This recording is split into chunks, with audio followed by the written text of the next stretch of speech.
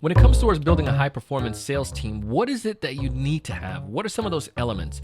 On today's episode, we're going to talk about 3 things. My friend Dan is going to break that down, and hopefully you can take this and apply it to your team or apply it to the organization that you're a part of. Check it out.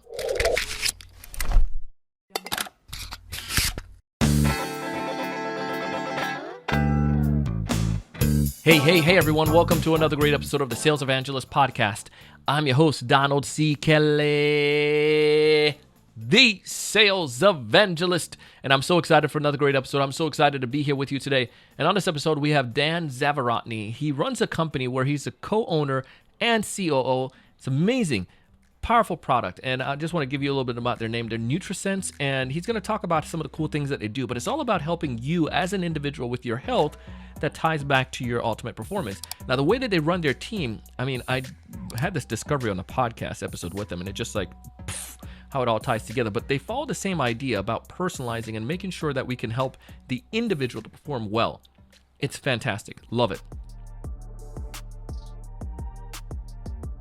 And the 3 areas that we've looked at that help people perform at the highest level is flexibility, transparency, and metrics. And I'll dive into all those. And I actually have 2 more things for salespeople specifically that are more around health, but I'll talk about sleep and nutrition. Bonus. But bonus piece. But you got to stay to the end. Yeah, so I think, I'll dive into the first one, flexibility. Yeah. I think it's important for all of us to realize that culturally you have to be at the right place. And so you have to portray these values that are working for you as a company, and they may not work for others. So we specifically as a company said, we're going to go on these extremes. And one of the core values we have an extreme of is flexibility. And what I mean by that is, I understand that people operate differently. There's people who are morning risers and they're ready to crush a day right when they wake up. And there's people who are night owls, right? And so this idea of 9 to 5, you have to wake up in the morning, work in the morning, we simply don't believe. We think that if you have flexibility and you are a self-motivated individual, you'll perform when it's best for you to perform. Talk about transparency on that side. Sure. How did this make such a great team or high-performance team? Yeah, transparency, I think, it's important to not sugarcoat everything. I think as employers try to hire people, they try to sell them the dream. Everyone tries to sell a dream. And the problem is this, people join an organization and within the first week, they're like, wait, that's not what I was told. And so even pre-hiring anyone, we go above and beyond to tell them everything that's good and bad with our company. Interesting. Because I want people to realize when they get in, what they're expecting is the reality, right? So there are times where certain positions, every position is different, but I'll tell people, hey, first 6 months, you're gonna have to work 60 hours a week because this is a very fast-paced team. And so people say, ooh, not for me. So people say, that's great. I give them the positive negative. The positive is that in 6 months, you learn more here than in somewhere else in 5 years. But the speed is much faster. Yeah. And what happens is everyone that joins the company falls in this situation where it's either F yeah or hell no. Yeah. And people weed themselves out of the process already. So people sometimes after interviews say, oh, not for me. I don't want to keep going, which we love.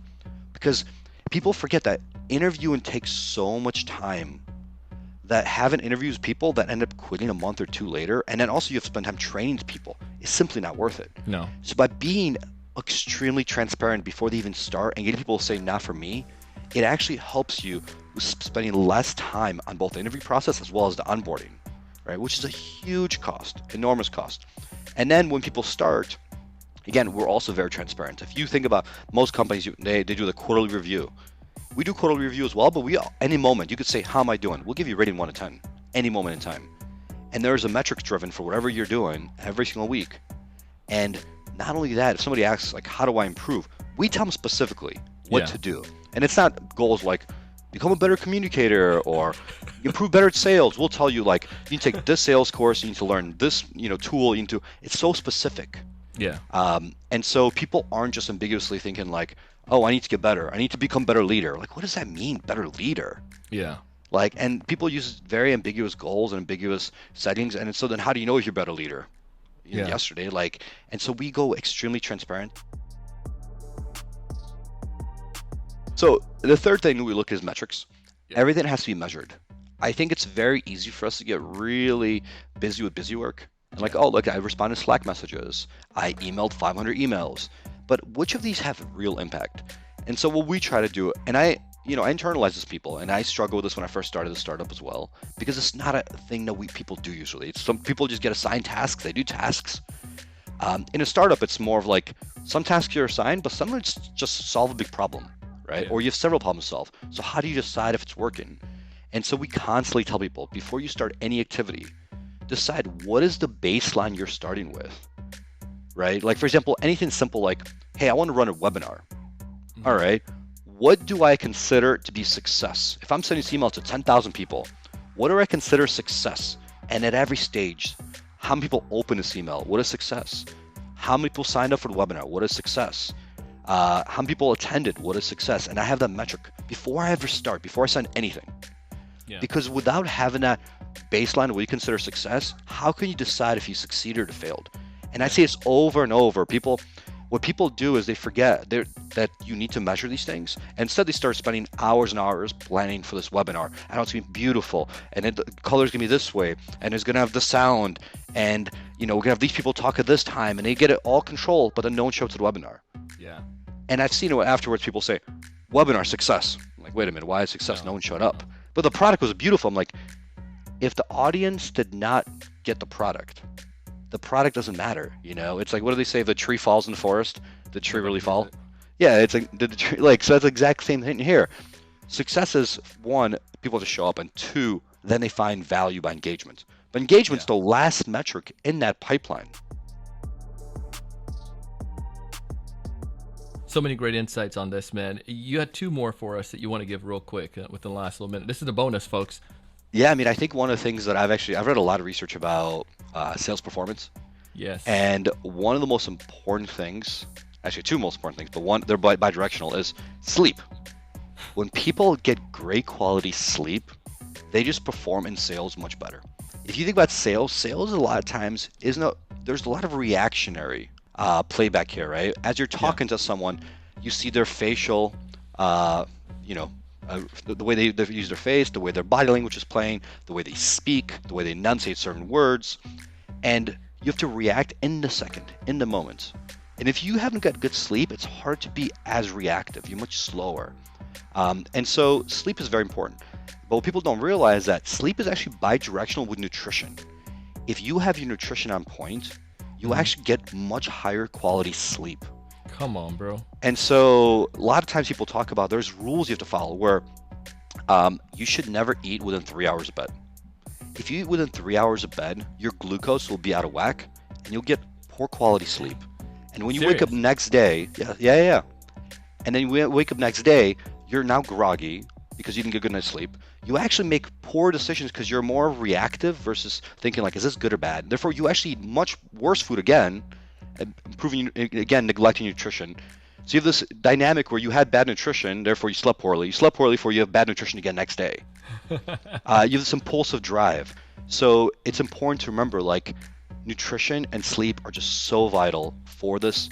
And we see this over and over and over. We'll tell people, eat the exact same meal, but maybe 5 hours earlier instead of going right before bed. And people just sleep better across, and they wake up and they feel energized, and then they crush whatever they're doing. They're just way more effective work, and then they have better nutrition next day because less impulsivity.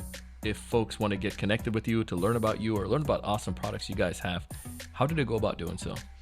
Yeah, so even though I work in health and nutrition, my goal is to really educate the world and make sure that people live healthier, longer lives. Right now, 1 in 3 Americans are pre-diabetic, just 89 million Americans. And a lot of it is actually lifestyle decisions. We don't know what we don't know. So don't worry about buying anything from our product line. Don't worry about any of that. Just go to our blog, Nurtisense.com, and we have a ton of education that we just give out to people about nutrition, stress, sleep management, because I think education is step one. Always educate yourself. Don't worry about spending money anywhere. Spend time and your mental wellness on educating yourself. Also happy to help in any way possible. I love helping people, so feel free to reach out to me on LinkedIn, just Dan Zavorotny. I'm always happy to help in any way possible. Ooh, Woo-wee! Flexibility, transparency, and metrics. Amazing things. And don't forget about your nutrition and rest. Sleep is good. If you want to learn more about Dan, find his information down in the show notes. You can also check out their company and some of the cool things they're doing. It's called Nurtisense. Powerful idea, simple concepts, and just why didn't people think about doing this before? But anyways, check it out. Tell him that you heard him on the Sales Evangelist podcast. And if you're going for a next job or for organization, find a company that question them based on some of these things. See how they do with the transparency and about how flexible they are, and how do they qualify or quantify your success. Amazing ideas, but putting into play makes a difference. When it's all said and done, I want you to thrive and succeed. I want you to find more ideal customers. I want you to know what to say when you reach out to them. I want you to close more deals. But most importantly, I want you to go out and do big things. Thank you.